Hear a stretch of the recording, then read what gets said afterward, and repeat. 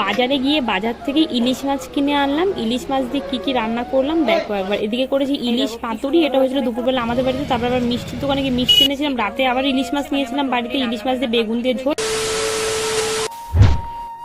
Hello everyone, আমি Ananya. Welcome back to my channel Ananya Majumdar. এই চ্যানেলে আপনাদের অনেক অনেক স্বাগত আর অনেক অনেক ভালোবাসা। আজকে ভিডিওটা স্টার্ট করতে করতে না অনেকটা লেট হয়ে গিয়েছে। আমি ও বাড়ির থেকে এ বাড়িতে চলে এসেছি আর এখন সময় হয়েছে দুপুর 2টো। আমি এখন থেকে ভিডিওটা স্টার্ট করছি, তোমরা সঙ্গে থাকো, দেখতে থাকো আর সারাদিন আমি কি কি করি। আমি এখন চলে এসেছি রান্না বান্না করতে। তো চলো দেখো আজকে আমি কি রান্না বান্না করি। এই যে এদিকে সবজি কেটে নিয়েছি, এদিকে আছে কুমড়ো, আলু আর আছে ডাটা, এটা দিয়ে আর কি একটা তরকারি করবো। আর এদিকে রয়েছে লতি কেটে রেখেছি, লতি করব ইলিশ মাছ দিয়ে। এই যে ইলিশ মাছটা ধুয়ে টুয়ে নিয়েছি, মা কেটেই নিয়ে এসেছিলো বাজার থেকে, এটা দিয়ে আর কি ইলিশ মাছ পাতুরি করব। আর এদিকে এই যে ফলি মাছ, তারপরে এই যে মাছ এনেছি এটা রেখে দেবো ফ্রিজের ভেতরে। আর এই যে ডাটা আলুর জন্য চিংড়ি মাছ বেছে নিয়েছি, এটা দিয়ে আর কি ডাটা আলুর তরকারি করব। আর ইলিশ মাছের মাথা আর চিংড়ি মাছ এটাও ফ্রিজে রেখে দেবো। তো এই যে এতগুলো মাছ নিয়ে এসছে, এখন এগুলো সব ফ্রিজে রাখবো আর কিছু মাছ রান্না করব। তো দেখতে থাকো। চিংড়ি মাছটা ভাজা বসিয়েছি, চিংড়ি মাছটা একটু ভেজে নিচ্ছি, তরকারি বসাবো আর কি, তার জন্য চিংড়ি মাছটাই আগে ভেজে নিচ্ছি। এই যে এদিকে চিংড়ি মাছটা ভেজে তরকারিটা বসিয়ে দিয়েছি। এবার চলে যাব একটু মাছের জন্য আর কি, মানে মাছ পাতুরি দেবো, তার জন্য লঙ্কা একটু পেস্ট করে নেবো। এই যে এদিকে তরকারিটা হতে থাকুক। এই যে লতির জন্য আর মাছের জন্য এটা একটু পেস্ট করে নেবো। আমাদের দিয়েছি কাঁচা লঙ্কা আর একটু শুকনো লঙ্কার গুঁড়ো দিয়েছি, আর কিছুই দেবো না কারণ ইলিশ মাছের ভেতর কিছু দিতে হয় না, তাই আর কি যে কাঁচা লঙ্কা আর একটু শুকনো লঙ্কার গুঁড়ো এটা নেবো এখন পেস্ট করে আমি। এদিকে এই তরকারিটা হয়ে গিয়েছে, তরকারিটা এখন ফোড়নে দিয়ে দেবো আর কি। এটার ভিতর ফোড়ন দেবো সর্ষে ফোড়ন, তো এখন নামিয়ে নেব। আর এদিকে এই যে মাছ পাতুরি বসিয়ে দিয়েছি, কলা পাতায় মাছ পাতুরি আর কি বসিয়ে দিয়েছি। এই যে ইলিশ মাছ দিয়ে লতি অল্প পরিমাণে দিয়েছি, বেশি একটা দিইনি। আর মাছ রয়েছে অনেকগুলো। তো এদিকে পাতুরিটাও বসিয়ে দিয়েছি, হতে থাকুক আস্তে আস্তে। এখন পাতুরিটা হতে অনেক সময় লাগবে, তো ভাতটা পরে করব, তাই আর কি মাছটা বসিয়ে দিলাম এ সাইডে।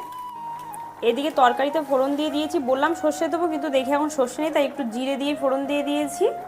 আর এখন একটু চিনি দিয়ে দিলাম, কারণ যেহেতু ডাঁটার তরকারি তো, আর কুমড়োটা মিষ্টি হবে না কি, এর জন্য একটু চিনি দিয়ে দিলাম। এবার একটু ধনে পাতা দেবো, দিয়ে তরকারিটা নামিয়ে ফেলবো। তরকারিটা হয়ে এসেছে, এই যে ধনে পাতাও দিয়ে দিয়েছি, তরকারি হয়ে গিয়েছে। এবার তরকারিটা নেব নামিয়ে।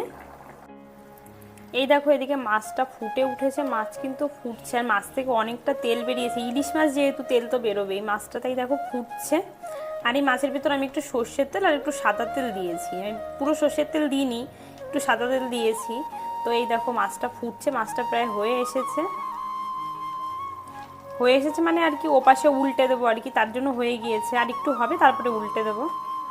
আর এদিকে তরকারি তো হয়ে গিয়েছে, তার জন্য এদিকে ভাতটাও বসিয়ে দিলাম। এই ঘরে মেলে দিই, ফ্যানের হাওয়ায় যেটুকু শুকাবে আর কি, শুকিয়ে যাবে। হালকা হালকাই ভিজে আছে একদম, অল্প অল্পই ভিজে রয়েছে। কালকে দাদা ধুয়েছে, দাদার জামা কাপড় এই প্যান্টটা যে একটু উল্টে দেবে তাহলে তাড়াতাড়ি শুকিয়ে যায়, ধুয়ে দিয়েছে নিজের জামা কাপড়। আর আমার শরীরটা না একদমই ভালো নাই কদিন ধরে, মানে এত শরীরটা খারাপ কি বলবো তোমাদের, মানে প্রেশার পুরো লো হয়ে গিয়েছে আর শুধু মাথা ঘুরছে। এর জন্য আর কি আমার আসতেও লেট হয়ে যাচ্ছে বাড়িতে। আর ভিডিও তো ঠিকঠাকভাবে আমি পোস্টও করছি না কিছুদিন ধরে, ভিডিও আমার দিতেই ইচ্ছে করছে না, মানে শরীর এতটাই খারাপ। আমি কি আর বলবো শরীর খারাপের কথা তোমাদের।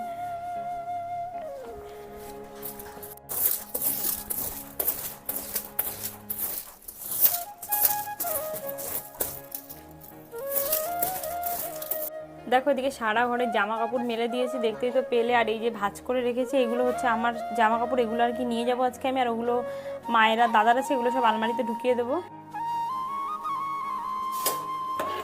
এদিকে ভাতটা ফুটে উঠেছে আর এদিকে মাছটা এখন উল্টে দেবো। মাছটা হয়ে গিয়েছে, মাছটা এখন দেবো উল্টে। এত বড় কলা পাতা লাগবে না, পাতা কেটে রেখে দিই, বেশি বড় হয়ে যাবে নাহলে পাতাটা।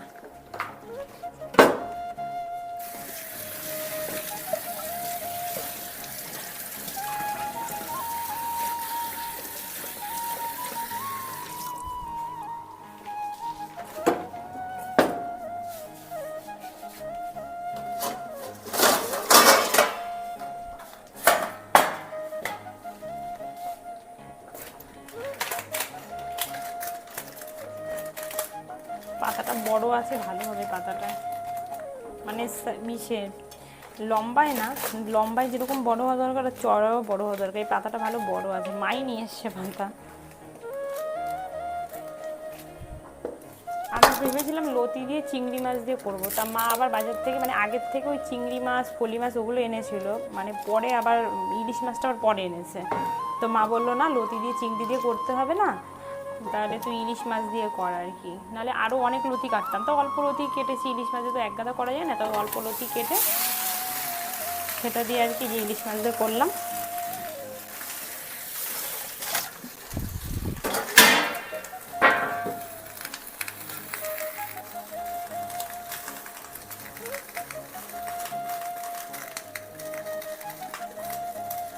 কি সুন্দর পাতাটা ছেড়ে যাচ্ছে, পুরো উঠে যাচ্ছে পাতাটা। এর মানে হচ্ছে এই পাশটা সুন্দরভাবে হয়ে গিয়েছে, এর জন্য আর কি পাতাটাও সুন্দরভাবে উঠে যাচ্ছে। যদি ঠিকঠাকভাবে না হতো তাহলে সব লেগে লেগে থাকতো আর কি, মাছগুলো ভেঙে ভেঙে যেত, লেগে লেগে ধরতো। দেখো কি সুন্দরভাবে পুরো উঠে যাচ্ছে পাতাটা, এই দেখো উঠেও গেল পাতাটা। তার মানে এই পাশটা পুরো পারফেক্ট, একদম ঠিকঠাক হয়ে গিয়েছে এই পাশটা।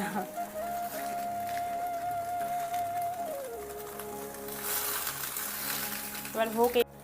এই দেখো কি সুন্দর হয়েছে, দেখতে পাচ্ছি এই পাশটা পুরো একদম পুরো সুন্দরভাবে হয়ে গিয়েছে এই পাশটা।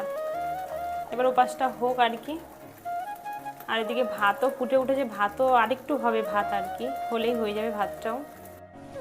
এই যে এদিকে মাছ পাতুরিও হয়ে গিয়েছে, আর এদিকে এই যে ডাটা কুমড়ো দিয়ে যে তরকারিটা করেছিলাম ওটা হয়ে গেছে। এটাই হলো আজকে দুপুরে রান্নাবান্না করেছি। তারপরে খাওয়া দাওয়া করে এই যে বিকেলের দিকে চলে আসলাম মালা গাঁথতে।